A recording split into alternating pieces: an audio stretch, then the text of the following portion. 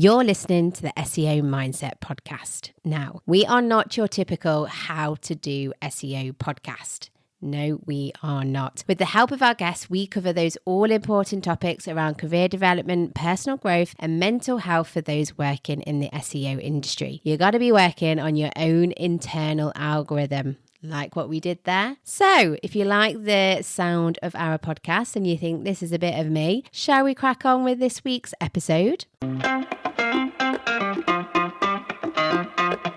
One survey found that employee claims of discrimination hit a record high in 2024, and that was the highest level in 9 years of tracking.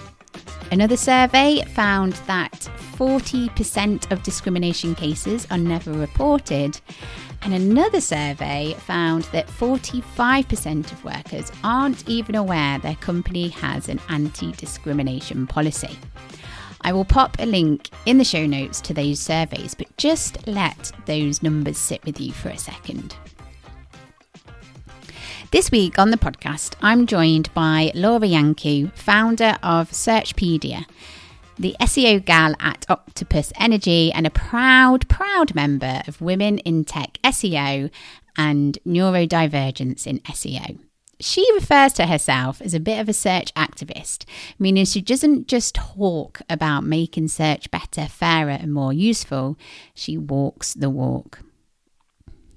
During our conversation, we talk about why representation and inclusion matters, both online and in the workplace. She shares what frustrates her most, the impact it has in the workplace, and how community plays an important role.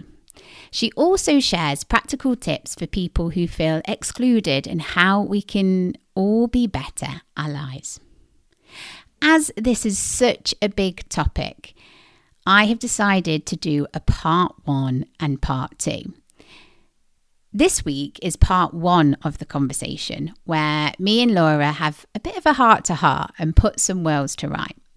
We discuss so many different topics, including the problem with default user design, whether it's lack of awareness or money constraints that often get in the way, being aware of how our own background and experiences can give us certain biases, and how exclusion shows up in the workplace, plus so much more. It was such an insightful and important conversation. So I really hope you enjoy part 1. Hello, Laura. Hiya, how are you? I'm very well, thank you. How about yourself? Rested, which is wow for me. So just to give our listeners behind the scenes a bit of context. So we are recording on a Saturday, but we were meant to record a couple of days ago. And I was the one who asked to move the session. But you were like, thank you, because I'm sounding like Darth Vader at the moment. So you're not sounding like Darth Vader, so this is good. You must be feeling better. Yes. Recovered, rested, happy to go. I actually have a holiday planned soon, so I am buzzing. Nice. Where are you going to go? I'm off to Porto. It's my first time in Porto. I think my 4th or 5th time in Portugal. So yeah, there's this thing called European Search Awards, and I'm lucky enough to be involved, so I'm going to be there. So when you say you're involved... I was a judge, and I'm actually going to present an award, which is a bit, mad. I don't know. Honestly, you need to dress black tie. I don't do black tie. I do cosplay. So, yeah. Watch this space. What can I say? Could you not do cosplay black tie? I suppose there are a lot of characters out there that they're very kind of formal. So I might. I love that. And I love how we've just got a little insight into the world of Laura there. I mean, let's not talk about what we were meant to talk about. Just spend the whole 30 minutes talking cosplay, right? That's what our listeners want. Why not? I'm down if you are. I'll just try and find a tenuous link about what you can learn from cosplay. Love that. Implement it to SEO. I'm sure there's a connection out there. Or how cosplay can help with mindfulness. There's got to be something there. Yes. I mean, to be fair, there definitely is something out there. Just something about being in a character, isn't it? And I suppose it's similar to acting in a way. I wouldn't know that. I've never acted a day in my life. But when you actually dress up as a character, and I know I'm going to sound 12, but it just takes you back a bit to a simple time. And I just love that. I just love stepping out of myself and embodying something else and kind of have that mindset. I think that's why it helps me a lot with my day-to-day work as well, because I'm going to jump to SEO very quickly, but it's just very natural for me to step into users' shoes, regardless of where they are. So yeah, there's your connection. And creativity. We all need to have an outlet for creativity. So one way that I work on my creativity is through the podcast. One way that you're working on your creativity is cosplay. It's all related. But it's dangerous territory, Laura. we need to stop talking cosplay, unfortunately. Probably. Yeah, it can go very, very differently. Imagine our listeners being like, no, I really want to know all about cosplay. Well, if you want to learn all about cosplay, do it. Just do it. Just do it. Yes. Okay, so what frustrates you most about the current state of the internet when it comes to representation and accessibility?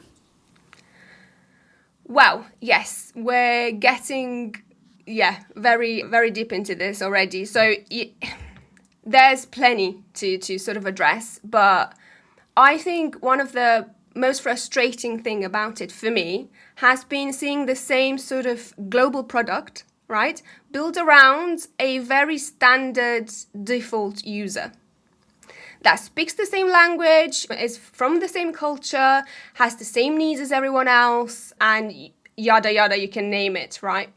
It's so unhelpful in the long run. It's so unhelpful. It's boring, downright boring, because you assume that everyone's the same. And diversity is fun, let's be honest about it, right?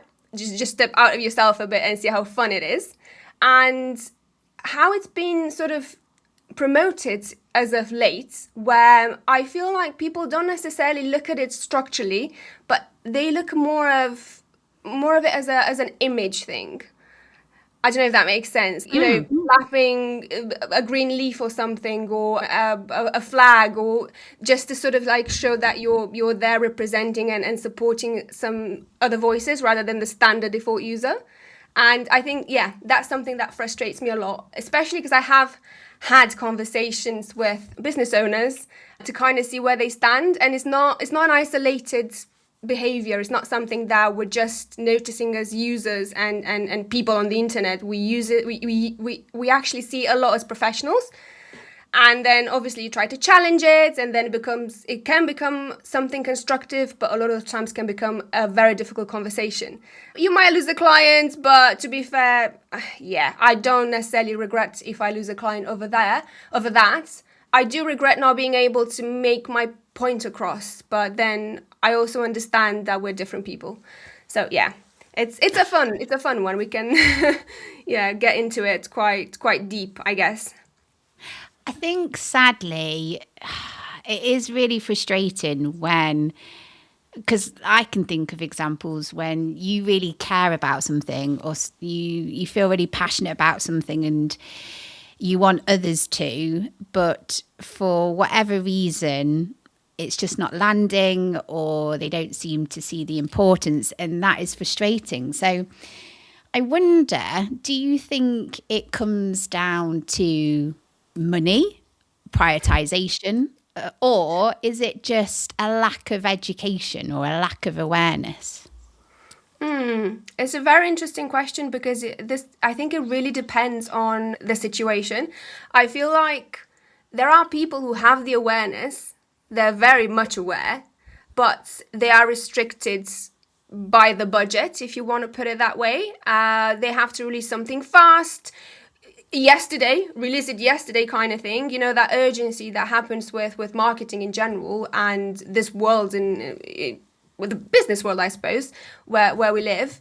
And I don't necessarily think that's an excuse, right?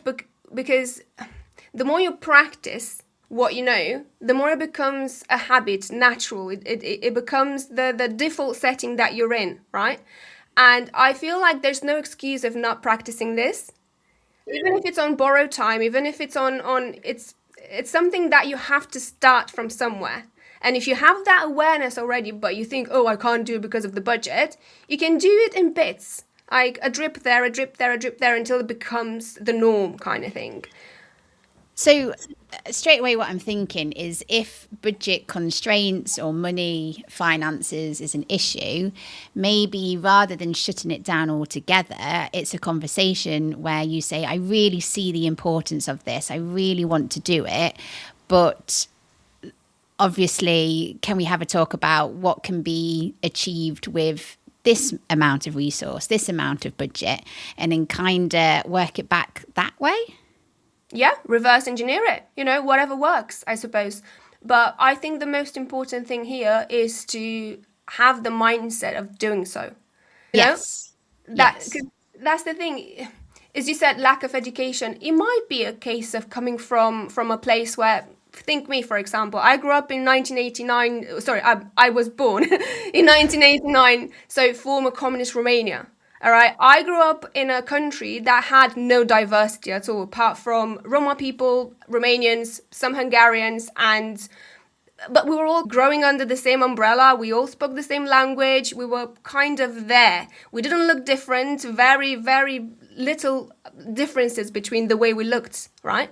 So I haven't had exposure to Asian cultures, black cultures. I haven't had any kind of exposure of this sense until I left the country to visit or work abroad or go to uni. And if you follow my path, I've been all around.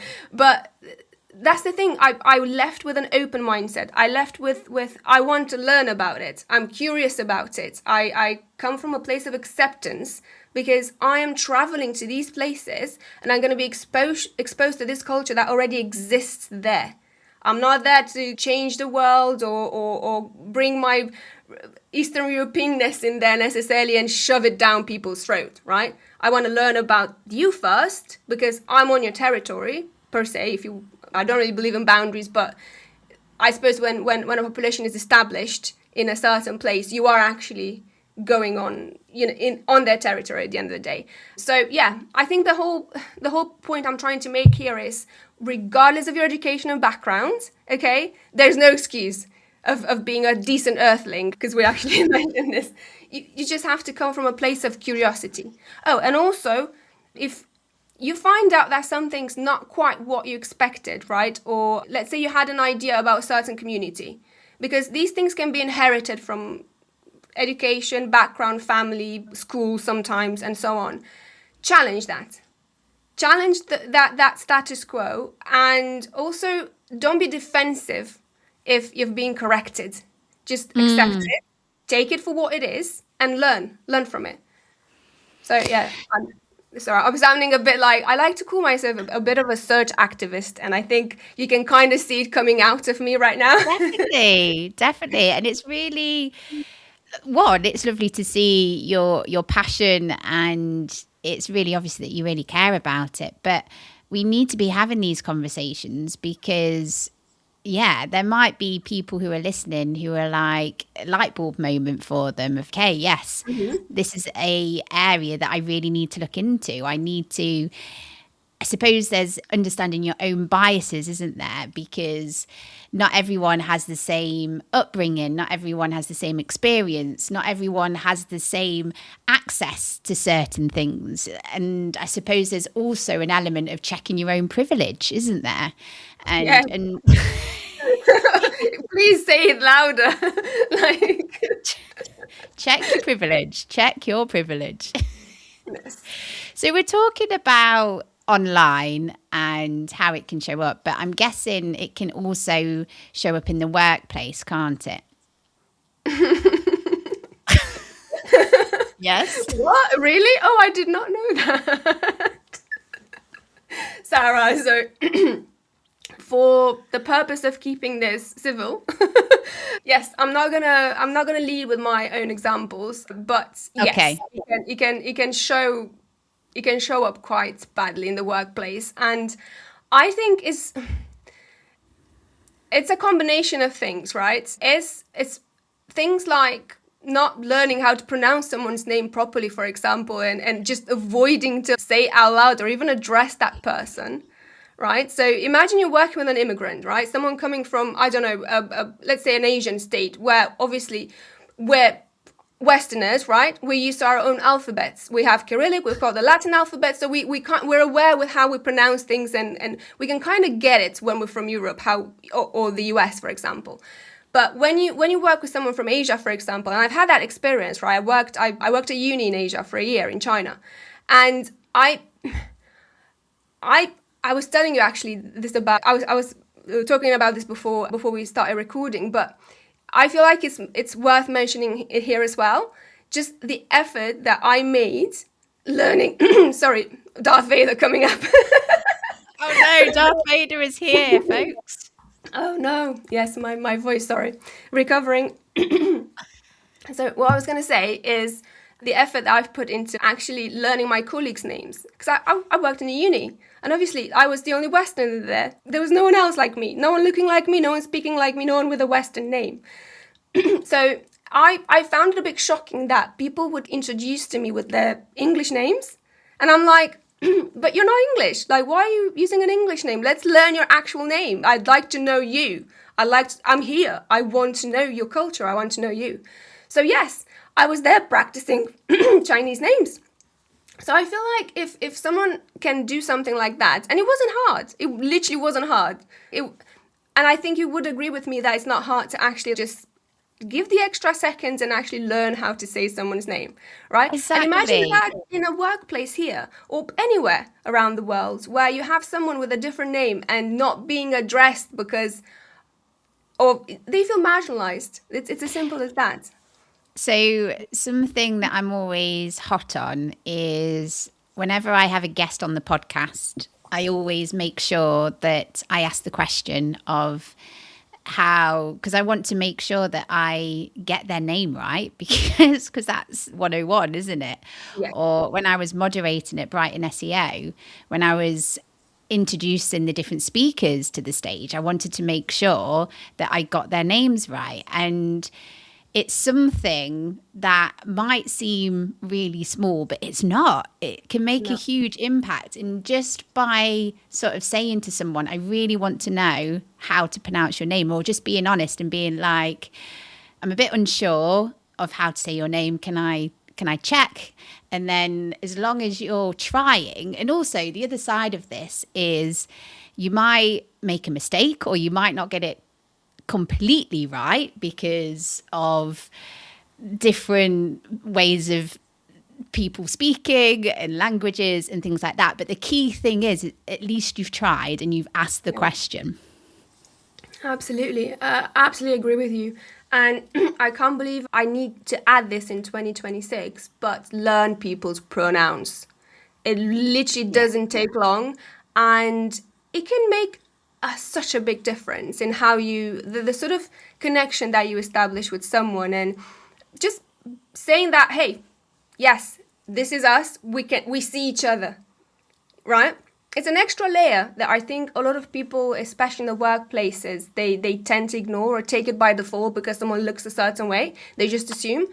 And you cannot be more wrong, honestly. There's that aspect, the accents as well. When you start making fun of people's accents, I've had that in the past. I know I don't sound typical European, but the way I say things, for example, I remember in a meeting a while back. I'm a freelancer now, by the way, so I don't deal with this anymore. But I've had my fair share of experience.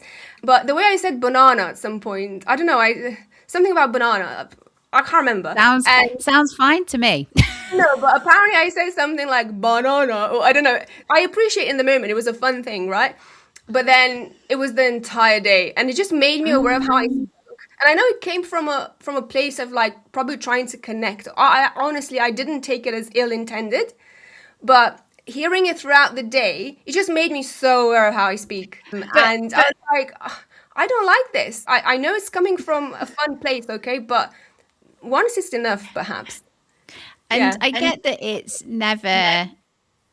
Yeah, it's probably not coming from ill intentions, and I don't know, they're probably trying to make a joke or something, but it's those sort of things that matter. And I bet you most of the people who do that can't even speak another language. So it's quite, and I'm not meaning to be judgmental because I can't speak another language, but I just mean it's having that respect of, do you know what? English might not be their like first language, and they're speaking another language. Do you know what I mean? Like I don't have the finest words here to explain what I'm saying, but it's just having that respect and being like, oh, actually, they've learned a whole new language here. I only speak one.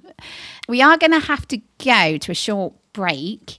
Time is flying, Laura, and I knew it would with this episode and this topic, just because there's just so much to unpick and talk about, but we're just going to have a part 2 at some point. Yeah. Most marketing teams are still optimizing for clicks, but the way people discover brands has already changed. Today, decisions are happening inside AI platforms like ChatGPT, Google's AI Overviews, and Gemini, where there's no ranking page, no 10 blue links, and often no click at all. So the question becomes, is your brand showing up where decisions are being made? At Previsible, we help companies answer that question and, more importantly, act on it. We work with growth teams to understand their visibility across AI platforms, identify where they've been cited or ignored, and build strategies across content, technical SEO, and authority to actually move that presence. Because this isn't just about traffic anymore, it's about influence. If you want to understand how your brand shows up in AI-driven search and where the opportunities are, you can get a clear view in just a few minutes. Go to previsible.io. That's previsible.io to get started. It's your pal Sarah here, just popping on to let you know how you can support the podcast. For the same price as a Starbucks, Costa, or your favourite local coffee shop coffee, you can give us a one-off tip or a monthly donation. All you got to do is follow the link in the show notes. And also, have you subscribed to the podcast? If not, why the heck not? If you do subscribe, you receive notifications whenever a new episode is available and ready to listen to. And while you're there, why not leave us a cheeky 5-star review or rating? I just wanted to pick up something else, and it's about understanding people's cultures and understanding so in Western society, we celebrate Christmas, and that's holiday, and that's when people aren't expected to work because it's about celebration and being with their family. But in other cultures, they have their own celebrations. They have their own important days. So one that comes to mind is Ramadan.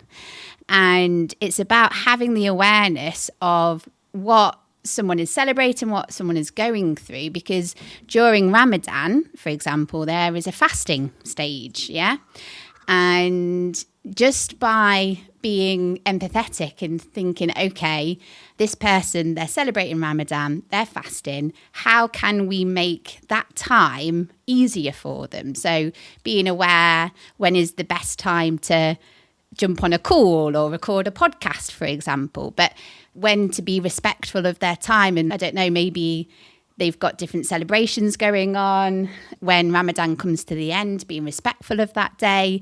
But it's just about understanding other cultures and understanding that, we've all got our own important days. We've all got our own times of celebration as well. Absolutely. And it's a very good example, the Ramadan, because I've actually noticed there's almost an avoidance of interacting sometimes in the workplace throughout these times with professionals. Almost, they don't exist. Yes, they do. But let's create a space where they can feel, as you said, the fasting element of it, right? I mean, I get cranky if I don't eat. Now, amplify that with hours and hours and hours and hours and then days on end where you do the same thing to respect your culture, and think how can I approach this person? I need something urgent from them, but is it urgent? Do I need to interrupt something that's extremely important for them? So yeah, just asking these questions before. And I have another example, which I think and something that's has happened to me a couple of times actually. I come from a various background, so I've got like, on my dad's side is Jewish, whereas on my mum's side is Christian Orthodox, which is something that's very common in Romania. Most people are Christian Orthodox. I haven't been raised as of a faith kind of thing, but I was exposed to both of these worlds. Obviously, I stuck with Christmas because presents, yes. But it's just one of those things where people just assume because you look a certain way, they assume your religion. Yes. Yeah, and they never think for a second, oh, actually, they might be Jewish, or they might not celebrate at all. They might be agnostic. They might not care. So it's perhaps let's just stop assuming and ask if we're curious about things. And yeah, I that's just my conclusion. But ask without being too invasive into someone's life, and ask if you can afford to ask. Just smell the room kind of thing before you do anything.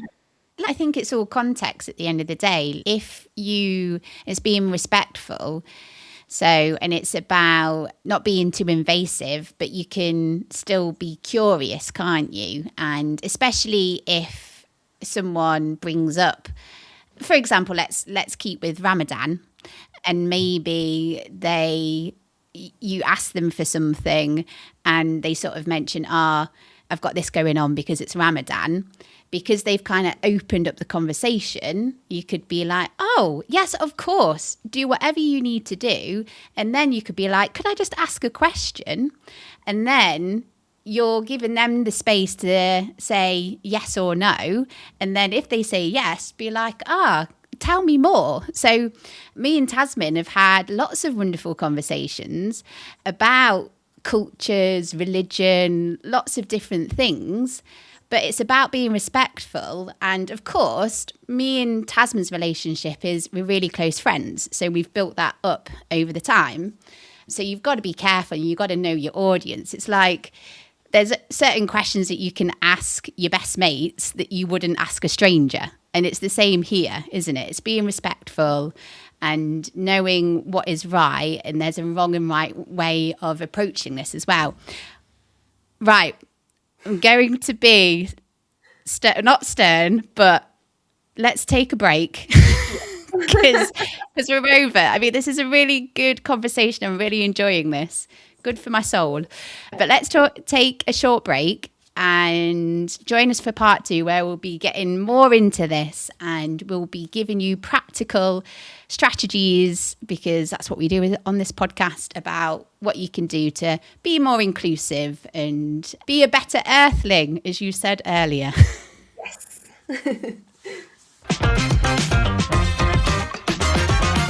That was part 1 of my conversation with Laura. Next Thursday, we'll publish part 2, where Laura will share practical strategies on both sides of the conversation, exploring what to do if you feel excluded, and then how we can all be better allies and generally just better Earthlings. Make sure that you're following the podcast wherever you're listening to us right now, and you'll get notified when part 2 is published. I'll also make sure there is a link in the show notes where it makes it super easy for you to follow our podcast on Spotify, Apple, all the major platforms. Right, until next time, take care.